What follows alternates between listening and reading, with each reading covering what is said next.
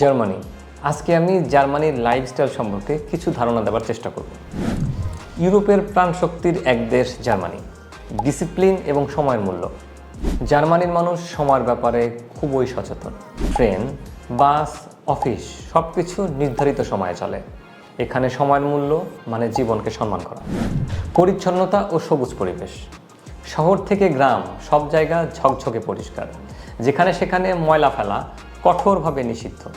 সবুজ পার্ক, ফুলের বাগান, মনে হয় যেন ছবির মতো এক দেশ। কাজ এবং ব্যক্তিগত জীবনের ব্যালেন্স।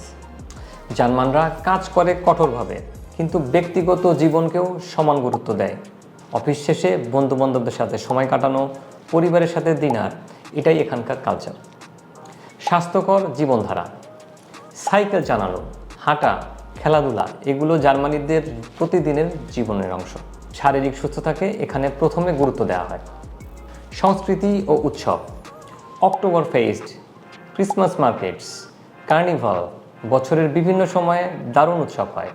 মানুষ হাসি মুখে খোলামেলা মেজাজে জীবন উদযাপন করে এই সময়গুলোতে।